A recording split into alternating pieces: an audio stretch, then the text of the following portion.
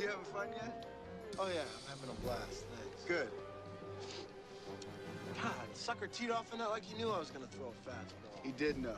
How? I told him.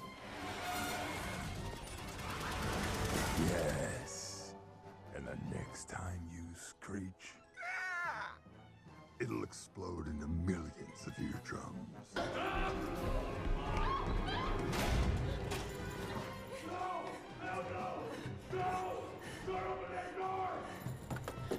Just so you understand, right now, out there on your own, your life expectancy is like here. With me, it's here. Without me, here. With me, without me. With me, without me. Just however many times it takes, pump it, then you're in the water and off you go. Oh! Ouch, ouch, that hurt. Even a small amount of violence. Yep, I know. Always with the violence. I'm Mark. And I'm Tom. And we are the Cinemaniacs. We can just, We've got like four movies to talk about today. 4 or 5 movies today, folks, so sit back, if relax. you've been missing the weekly installments of what Mark did with his weekend, I think you might be getting one of those at the end today. Yes, absolutely. I can bore you to tears with all of my adventures, Cinemaniacal adventures. That's easy for you to say. Speaking of easy for us to say, the first film we have is a 4-letter word. Yeah, well, part of it at least is. Frog. Yes. Would you care to introduce this I'll film? be happy to if you like. Thank you. There's lots of superheroes going on and lots of bad things happening. You got to protect your homeland, don't you? We were talking about that recently. Well, the God of Thunder is back, and he's got some problems with big old demons and things like that. In particular, the one named, well, it's not named this, but the name of the movie is Thor, and the bad guy is Ragnarok.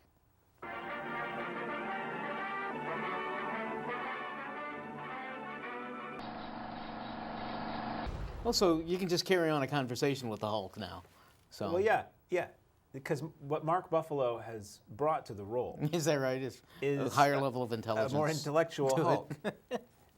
Hulk's recording audiobooks now. I don't know if you're Is that aware. right? Okay, he excellent. Actually, he's very eloquent and dictatorial. And that's sure. not what that means, but I don't care because it sounds good. So I have not been a fan of the other Thor movies. Right. A pal and I always say that the Thor movies are like the homework you have to do to understand the following Marvel films. Right. Because in case you haven't seen any of these before, every Marvel movie is always part of a whole. Got to have like 8 different they superheroes all in have little elements and little pieces of the jigsaw puzzle that lead up to the next big Marvel movie. And to interject real quickly, then I'll let you continue, but that used to be fun. You know, it'd be fun, but now it's like, so, okay, here's this scene, here's how we get this character in it. So I'm getting a little tired of it, to tell you the truth. You know, it's nice to have a movie starring the superhero who's in the title, yes. the titular superhero, where they're the only superhero in the movie. Or at least the primary one. Yeah, you know, in all of these movies that are part of the Avengers family of films, it's like they have to stick another one in there. So, unfortunately, I really wish the trailers for this film, I wish there was a way to advertise this without advertising who the other, and I'm not going to say it in case you haven't seen it, who the other major Avenger is in this film, because the way it's played out in the movie, ideally we would go to every movie blind and every element of the movie would be a surprise, which is the way stories are designed to work. But some people want to know what a movie's about. But this one's got a big moment. This has a big moment that's expertly crafted that I would never have seen coming, except it's in all the trailers. Yeah. And it's a great moment. I really liked this, to cut to the chase. I haven't liked the other Thor movies. I thought they were heavy-handed and dull and just not interesting. This one I found very funny. It's pretty much a comedy. Yes. It's done by, I believe, New Zealand director who did What We Do in the Shadows and worked on some of the Flight of the Conchords TV show and stuff like that. So there's a lot of comedy in there. There's a lot of familiar faces. There are other Avenger-y type people in it that you may or may not have thought you would see again. It looks fantastic. The effects are really good. I did not see this in 3D. I saw this sitting really too close to the screen. So it was like seeing E.T. for the first time. Luckily, where I went to see this has recliner seats, so I was like flat on my back just saying, "Take me, Thor, take me." But that was a different film that I paid a little bit more to see, and it was behind a really squeaky door. So I enjoyed this more than I have the other Thor movies. More than I have, honestly, the last couple of Marvel movies that I've seen. Really enjoyed the soundtrack. It's a very fun synth pop soundtrack by Mark Mothersbaugh, who used to be in, if I pronounce that right, in Devo way back when. He was one of the main guy in Devo. and it makes use of a song that was used in the first trailer for this film so well in the opening fight scene that I was like giggling and I had goosebumps. It just, the fight scene was so well executed and it was clever and it was funny, and the way they used this piece of music, which piece of music I love, was just so badass. And they bring it back again later in the movie, and I'm like, yeah. One demerit for this film and the Thor movies thus far, they need to use Kiss's God of Thunder song. You would he's think, the God of yeah, Thunder. exactly. They say it like 100 times, Right. and there's at one point where he's getting ready to kick some ass, and he's like, summoning the thunder, and it's just like, I just wanted to hear that bass line come in. And it's like, maybe one of the reasons I didn't love Baby Driver is they never used the Kiss song Baby Driver, and I'm like, what are you doing? And seriously, next Thor movie, please just strike a deal with Kiss and get that song in there. So the overall story is that some evil entity has come to lay waste to Asgard, the home of Thor's people, and he is waylaid somewhere else, and he's trying to get back to save his homeland and people before it is laid waste. I don't want to say, and I don't think they do in the marketing, thankfully, who that character is. Right. You see it, you see who this person is, but you don't hear what connection they have to the world around them. And I thought that was kind of cool. It was a surprise to me, and I liked it. I thought Cate Blanchett, who I'm not usually a big fan of, I thought she was great in this. I loved the look of her character was cool, and the sneery badassery was really cool. It was, as I said, it was very funny. I don't know how much else I have to say. It's not a short film. It certainly isn't. When I was buying food at the theater, I basically had mozzarella sticks and vanilla barks for breakfast, which seems questionable for health and intelligence.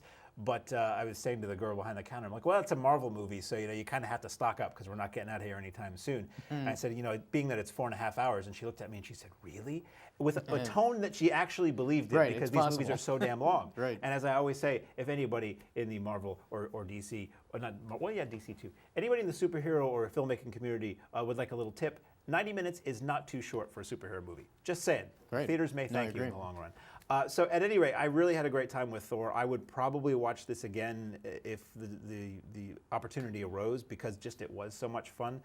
I don't know that you necessarily have to see the other Marvel movies to comprehend this one. No, I don't think you have There's to. stuff they allude to, but they do a pretty good job of briefly explaining things. Right.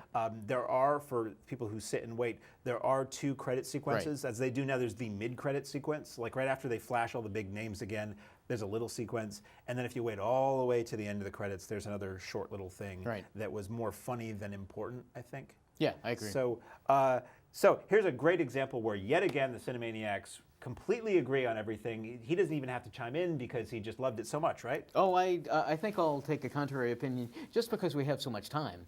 It's really going to be about the only thing. No, I disagree. Now, this is clearly a crowd pleaser. I think everybody, most people there. And I saw it Sunday at a matinee, so it'd been out for 3 days already. So this is the 4th day, and it was pretty packed where I went to see it. So that was kind of a surprise to me. So this is doing really well at the box office. I think the theater industry has really been like hanging all hope on Yeah, this movie yeah. for most of the year. It had great hype. It's like a 98 on Rotten Tomatoes. So getting lots of great crowd talk. You're not going to hear great things from me because my major complaint about the Thor movies, and I haven't been crazy about Thor, I never followed Thor a lot. I mean, I knew about him when I was growing up. I was a huge Spider-Man fan. I was basically all Marvel. And I certainly read Thor, but I didn't really care a whole lot about him. But I did know that, I mean, he's the God of Thunder. He's a demigod. I mean, and so now he's up there, cracking quips and, hey, I'm going to be here till Thursday, and and it's just, I don't like the character. I love the actor. I think Hemsworth does a really good job with it, and he's got a great look. He sure as hell looks like Thor. But he's cracking jokes all the time, and just, this is so silly that for me, I couldn't get over that. I had problems getting over how lighthearted. You're talking about the destruction of Asgard, which is, and so what? I mean, obviously it's a movie. This is certainly out for crowd pleasing. Marvel seems to be going that way, and that's okay. Ultimately, Hollywood's about one thing, and that's making money, and this is sure going to do it. But I'm concerned about Spider-Man is going that way too. All just jokes and funny. Nothing is ever serious. And, I would and expect that more from Spider-Man, just because I recall Right. Spidey's tone always tended to be a little quippy. Absolutely. Wobble my webs most and call part. me shaky. was Exactly. Always his line. So again, not to get off on or down on the new Spider-Man, but this one was certainly long, 2.5 hours long. what I did think, the effects were absolutely spectacular. I think I'm going to like this a lot more on home video. As you know, and as you folks know, I'm certainly less demanding at home. I mean, heck, unfortunately, I'll do your thing with video headquarters being gone. You don't even have to go out to get the movies now. You can just click and order them. So much less demanding on things at home.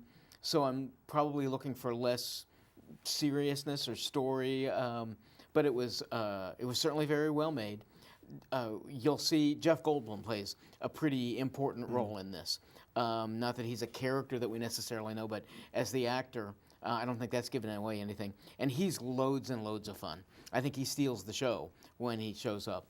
So there are lots of unique little aspects. I thought Blanchett, there's some of the imagery with Cate Blanchett, and she's got this big weirdo hat, was strikingly reminiscent of the old comic books. There were some moments where they did, so I heard somebody else refer to it as sort of 300 type things, where something is happening in slow motion and it looks like a classic, like almost biblical painting slowly coming to life. And a whole movie, I didn't like 300 because it was too much of that style. Yeah. But it's used really well here, where they do look like an Alex Ross painting come to life, and those were really nice moments. You've got lots of, and I don't think this is giving anything away. We've seen Idris Elba before, but Carl Urban plays an interesting role. He was fun.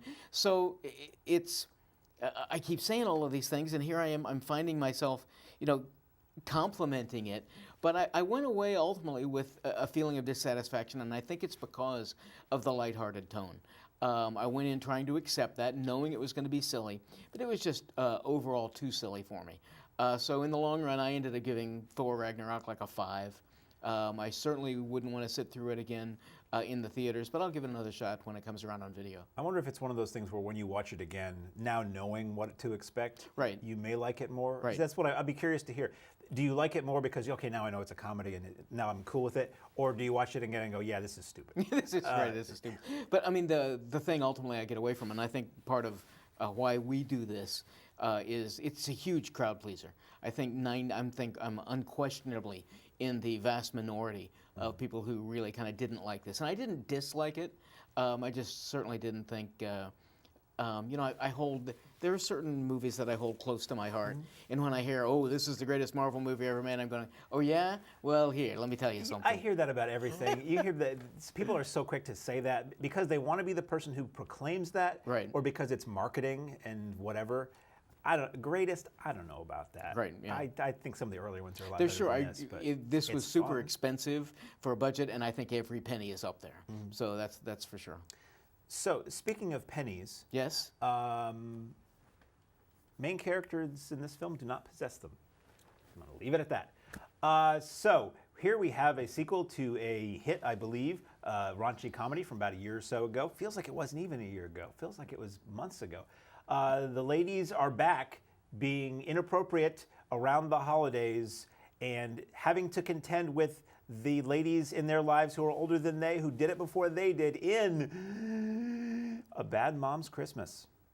Still plenty of time to come and be served at the refreshment center before showtime. Okay, nothing wrong with, again, the ladies having their due. I forget what the name of it was, but Goldie Hawn's recent movie where she and her daughter go off, I forget. Yeah. So just strictly the stupid idiot guy buddy movie, just the roles are reversed, and it's the women doing those kinds of things. And my take is always, if it's an awful, tired genre of repulsive film, I don't know if it's an achievement that you switch genders, that you keep making garbage like that. And I say that not having seen it, so I'll shut up. But yeah, so I mean, I think that's why these are here. I didn't like the first Bad Moms, although I like several of the actresses in it. And it's not just, I try not to, I hope it's not just because of my gender. Because, I mean, Bridesmaids was brilliant. Really funny, very clever. So it's out there, and you can make movies, for want of a better term, strictly for the ladies. You can certainly make movies strictly for the guys, and we've had, 120 years of it. So nothing wrong with this. I just wish, and I didn't see this either, so I'm just kind of commenting on my recollection of the first one and extrapolating to what this looks like. Again, it looks like, I think you get the same actresses back together. If you like the first one, you're going to get more of the same. but I didn't like the first one, so I didn't see this one. I wonder if there's ever going to come a week where we haven't seen anything, and we just basically mouth off about stuff we have no informed opinion on. There have been weeks it's been pretty close, Yes. I'll tell you that. I didn't see it either. But if we have time at the end of the show, I would like to talk about the other theatrical movies I did see. Oh, I think we'll have But time. let's stay to this long list of films. So, Watch so out. that we can get to the end and talk about these other things I saw. So that's all that we did or did not see currently in the theater, minus what I'll talk about later. We thank our friends at the Latches Theater in Indeed. Brattleboro, Vermont, for sponsoring us on the theatrical area. It's a very lovely, classy, old-style theater right in the downtown Brattleboro area. And they have other little theaters there too. You know, They somebody got wrote 5 now. Somebody wrote a book about the Latches family, which had a family. It had a chain of theaters throughout, Right. very regional around There's here. a Latches here in Keene. There's a Latches in Keene. There was a Latches in Claremont where I grew up, which was the first theater I ever went to, which I loved a lot. So I'm really actually, if you are local, have any interest, I'm sure it's online. I actually want to get it and read about it because they were lovely theaters that were Oh, yeah. all owned by this like one guy or family. Speaking of families, with you and your family this holiday season, maybe you want to watch films on the home video of your choice and or platform or device or format, however you get things in your eyes and brain and ears now. I'm going to turn it over to Tom to tell you about the first film we have up for grabs on home video. There we go. Well, we've talked about him before on this very show, if you can believe it or not. Idris Elba is not back, but has taken on the role of he's a cowboy, and he's got some 6-shooters, and he's going to take care of things and defend basically all universes that might ever exist, from Matthew McConaughey's evil bad man in black, whose name happens to be Walter. That's my son's name, but not because of that. So McConaughey is out for power, and he's going to take down the Dark Tower. Enter a new dimension of fear. Hollywood Tower Hotel. So based on, I think, 7 books by King over a long span. Well, the big question here is what this film is like 90 minutes, Yes, if even. it's quick. What did it draw from in terms of that body of books? Right. This is primarily the first book, which is called The Gunslinger, somewhat modified into the second book, which is called The Drawing of the Three. For people, I think you have to look at this, since we've got some time, I'll follow it. The second book in this 7 or 8-parter, however many it is my second favorite book of all time, To Kill a Mockingbird being my favorite. The Drawing of the Three, I just devoured. I'm a very slow reader. I read this thing in 2 days. Just loved it. And so I'm a big fan of the whole Dark Tower series of books. They get, it's King pretty much at his, and I differentiate between King is like a tremendous writer. I think he's a tremendous storyteller. His Writer stuff being is so readable. Your Yes. eyes just zip exactly. right over the Whereas if you're into horror, I think Dean Koontz has a little bit more going on in his stories. But I love them both. So I think you have to take a look at this twofold. One, are big fans going to like it? I think big fans, as I was, are going to be disappointed that it's lightweight. There are some strange changes. They have these little, like, basically Matthew McConaughey, who is kind of a scenery-chewing man in black, the ultimate evil bad guy, has a bunch of computer nerds helping him out, trying to find A team of hackers. Yeah, what is all that about? That didn't make any sense. And it didn't, beyond the fact that it wasn't in the books. As a filmmaker and as a film teacher, I always tell my students, when you're making it, you got to forget about the book. Your movie has to be self-standing. And while this movie stands on its own fairly well, so for people who aren't huge fans of The Dark Tower, I think you're going to enjoy it well enough. There's decent action. It looks pretty good. I didn't think that aspect of it made any sense. You didn't need it. Matthew McConaughey could have just been out on his own. When this first came out, and I'm going to try my best, I preface this by saying, God, I hope I don't sound racist or bigoted. But when this first came out... That's what you usually hear right before somebody says right, something that's racist burn or them down. bigoted. Right, exactly. I'm like, oh, great. They're so politically correct. Roland has to be black. Idris Elba knocked my socks off. I thought he was terrific, and I became an instant fan of his. He's so great in this role. I'm out watching other stuff of his. He was in a TV show, and so I found it strange, and I didn't understand necessarily why they did that. But boy, he nails Roland to a T. So that aspect of it, as a huge fan of the Dark Tower series, I thought was great. The kid who plays Jake is strong enough. I don't know that I've seen him in anything else. Might have, but he's pretty good. So this is all a story. What the hell are we all talking about if you haven't seen it? This is a story about a kid in our world who has all of these visions of an evil person, the Man in Black, and this dark tower. And things are going wrong. All of a sudden in New York, we're having earthquakes, and something's going wrong with the world and or the universe. And eventually we find out the Dark Tower is this focus of energies for all universes. The Man in Black, Walter, McConaughey's character, wants to take it down so he can control everything. Roland is the last of a series of gunslingers whose job it was to protect the Dark Tower. And so Roland's out. Obviously, McConaughey, Walter doesn't want Roland to succeed, blah, blah, blah. And so it's a story of good versus evil and interdimensionality and everything like that. It's visually pretty nice and pretty. So for people who aren't huge fans, I think it's passable. Certainly it's adventurous enough. For people who are huge fans, I think you're going to be somewhat disappointed at the strange way they selectively chose from kind of portions of the first 3 books and then just kind of wiped over a lot of the other stuff. So in the long run, I ended up giving The Dark Tower, in my opinion, an 8. I thought it was pretty solid, but there are things missing from it and could have been improved. I went in with no bias whatsoever. I knew the books existed. Okay. But you hadn't read them or anything? Never read any of the books.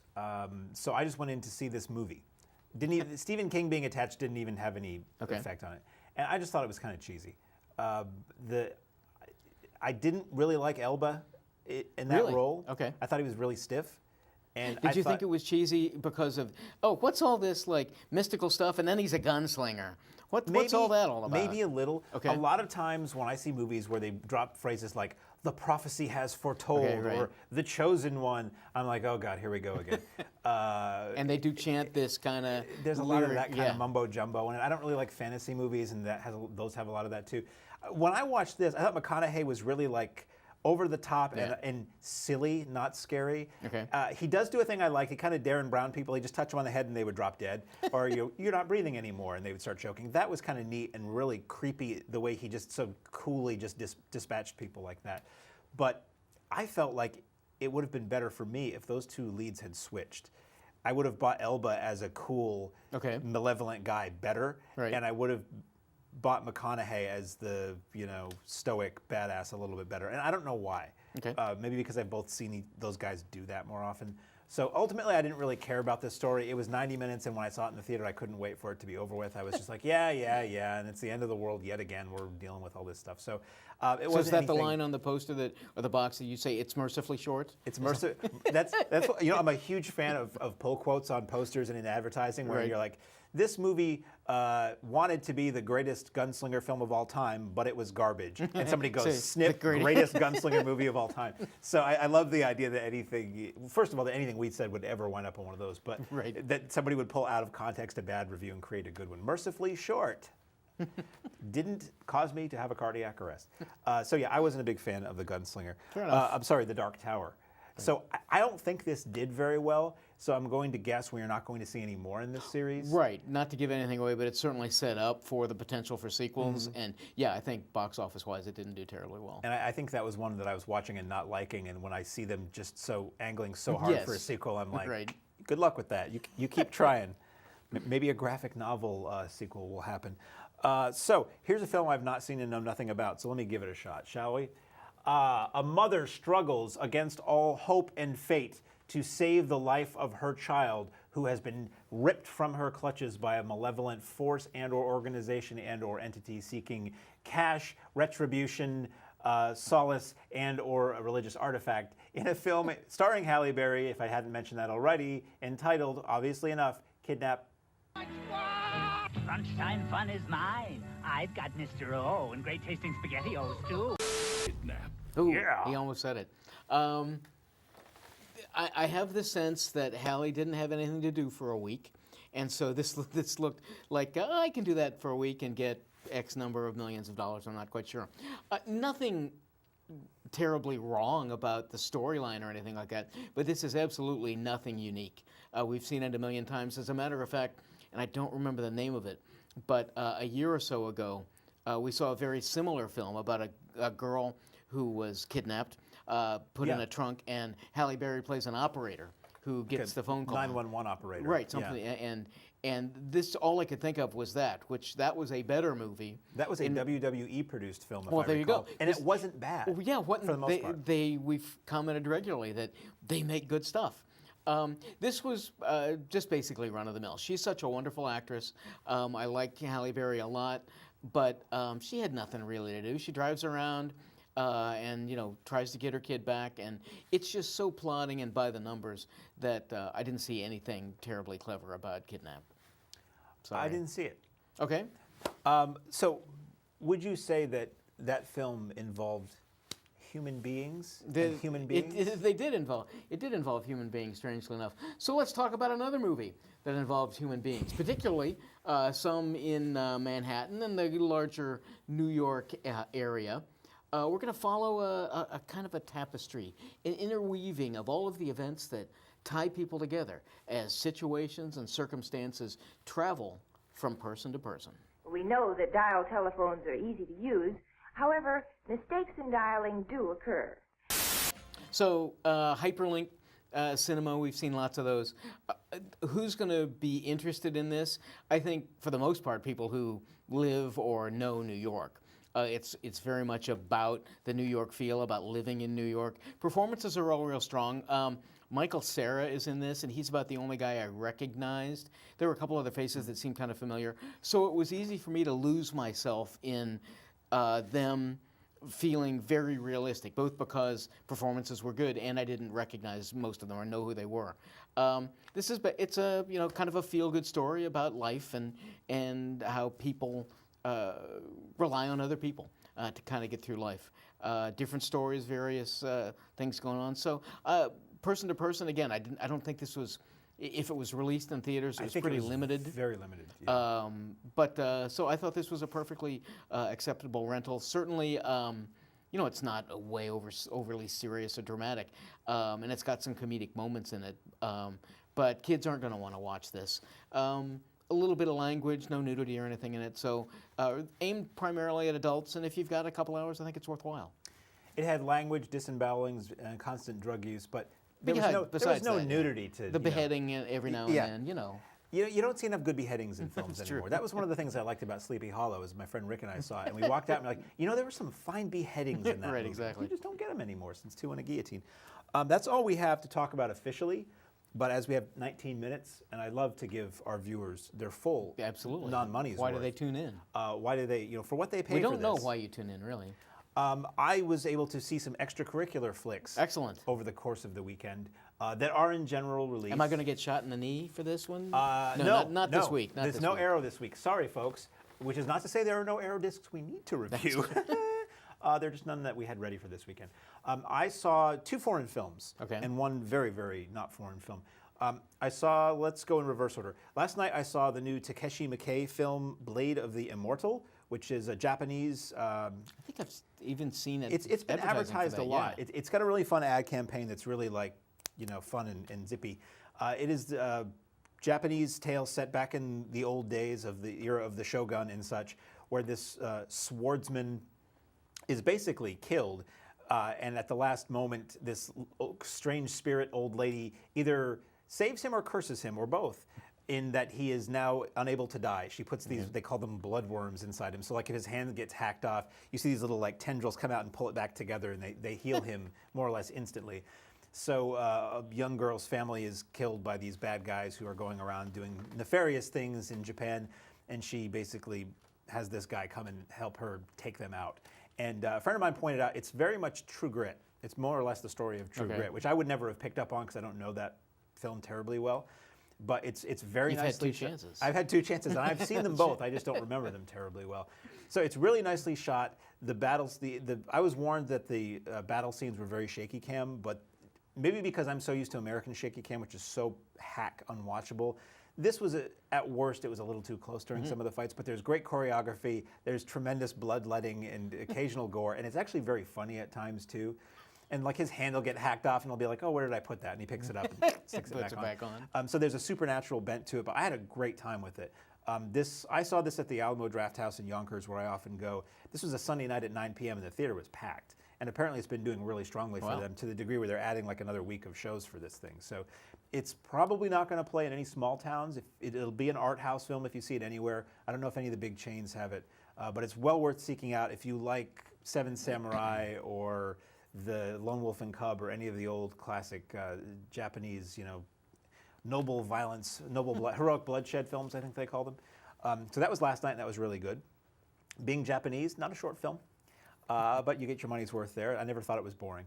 And then the day before, I saw a film called Villain that is in general release. This is, the easiest term is a Bollywood film. This is a film made in India, and the AMC chain, apparently, in the Allentown, Pennsylvania area, there's enough people from of Indian descent or who go to see these that they play them there. Okay. So I went to the theater to see it, and I got there just in time, and I sat down. I was the only guy in the theater, and I'm like, well, maybe... Only guy meaning it was all women, or the only person? The only person in the theater, shall we say. I'm like, that's fine. I hope they still run it. Everything. Sure. Now that theaters are automated, a week in advance, I think they have no choice but to run it. So the first trailer comes up, and the titles are in English, but none of the dialogue is. And I'm like, oh, maybe this is really for an Indian audience. But ultimately, the other trailers in the film were subtitled. And it's, again, with Indian films, they don't skimp on the running time on the Indian films, nor do they the musical numbers. So any Indian film you watch, I think they really shoot for just entertaining everybody, hitting all the buttons. Right. Because what this film was this, upper middle-aged, heavy-set, very sad guy whose wife and daughter had been killed in a car accident, is one last day on the force. He's a cop. Right. And some strange murders take place, so he stays on to help solve these, and it winds up sort of intertwining with his tragedy in his past. But it's a very dour film. I would almost call it like almost like a Manhunter kind of movie. Not so psychological, but somebody is killing people in strange ways, and he needs to figure out how this all ties into other things. And each murder seems to be a group of people, and one person indicates who the next group of people are going to be, and then it seems to be these people were perceived to have done somebody wrong somewhere, and it wasn't bad. But at some point, there's this full-blown musical number. And I'm like, surely the heavy-set, middle-aged, dour guy is not going to break into song. What am I thinking? Of course he's going to break into song with dancers, and it's really entertaining. And you can always count with a Bollywood film. There's going to be. Did it seem completely out of context? Or? Yes. Okay. Completely, as they always do. Okay. But I think with this culture, it's like, well, that's when you go to the movies, you get a little song and dance. And maybe if you don't like the song and dance, maybe for some people that's the cue when they want to get a little food, take a breath, go to the bathroom.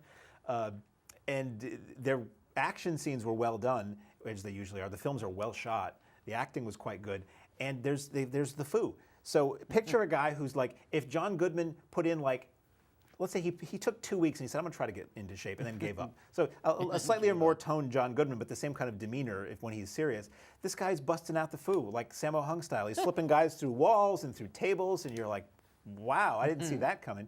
So now, if this had been a U.S. film with American actors speaking English shot here, and it was the same movie, I might have thought it was mediocre because it was just kind of a run-of-the-mill cop film. Right. But because it was a little exotic and it had those elements that you don't see here, I had a good time with it. It was fun for my completely private screening. So that is in general release. If you have an AMC theater next to you, I'm pretty sure it's probably playing at least for a week or two. Interestingly enough, when I looked it up online before I went there, it said that it was one of the first films shot and released in 8K. So I went thinking, ooh, I've seen 8K up close. Maybe that'll be cool to see in the theater. And then when I got there and it played, I'm like, I don't think theaters are set up to show 8K. So, I don't think so that doesn't mean much for anybody here. But it looked, it looked fine. And at one point it was funny. This big dramatic moment came up and the music swelled almost cheesily, and the word intermission came across the screen. And I'm like, oh wow, that's really considerate. And then it fades to black, and then the movie continues. I'm like, well, maybe we don't get those in this country. So the other thing I saw, those were the two that I saw that were in general release. The other thing I saw, I don't think we can really, you could review it. I can't review it because I'm in the damn thing. This is a documentary called At the Drive-In, which currently is just playing festivals. I saw it at the Lancaster, it was a premiere for Lancaster, Pennsylvania, at an interesting theater called the Zotropolis. Very interesting art space theater in Lancaster, PA. And it was Al Minnelli, who's the guy who made the film. What it is, it's a documentary, feature-length documentary about the Mahoning Drive-In Theater, which is where I spend most weekends. And if you've watched this show for very long, you've heard me blab about it. It's my home away from home. It is a wonderful place that makes me and many other people very happy. And he did a little documentary about a year in the life. This was a theater that was failing big time as a first-run drive-in. And through circumstance, the guy who had been running it and two other younger guys came together and decided to turn it into an all-retro drive-in. They couldn't afford the money to go digital for $50,000 to $100,000 for a projector, which all theaters have had to do. So they said, let's go with the projectors that have been humming along since 1949 and get film and keep it on film and do themed weekends and all that. And it's really taken off over the course of the 2 years that I've been involved. This is about the first, I believe, full retro season. So he was there many weekends filming it. It's gorgeous to look at. It's for better or worse, it's me on film on the big screen and my friends, and people seem to really like it. My whole thing has been, if you don't know us and you've never been there, would this mean anything to you? But a lot of strangers are really liking it, and apparently there are 2 distributors who are interested in the film now. So this may actually be something that does play wide, and if it does get a wide release, maybe I'll get a copy and you can review it, and I can counter. I can say, yeah, well, the reason that happened was.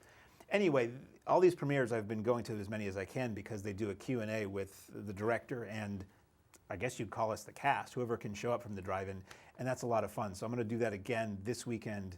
If you want to meet a Cinemaniac, this weekend in Reading, Pennsylvania, it's showing at a theater. The theater is listed as whatever and IMAX, and all of us are like, oh, are they showing it on the IMAX screen? And they're really not, but still, it's pretty cool. So you'll be down in Reading this weekend. I'll be in Reading. I'll be in Manhattan this weekend. You'll be in Manhattan. All over the place. So that's shorthand for no new show next week. Exactly. And then there's going to be a screening. This is advanced warning for anybody who can do it. November 28th at the Alamo Drafthouse in Yonkers at the drive-in will be playing.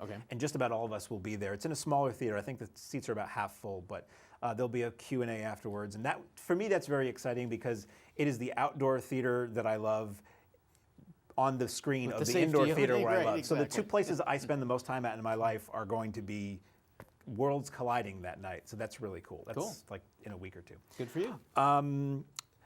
We have 9 minutes. Do we want to talk about our newest addiction with them? Oh, we can, certainly, if you would like to. It's not necessarily telling them, this isn't asking you to go do this. No. We're just telling you what we do in our lives. And it's not, it's not like we're getting anything out of this other than how much we enjoy the service.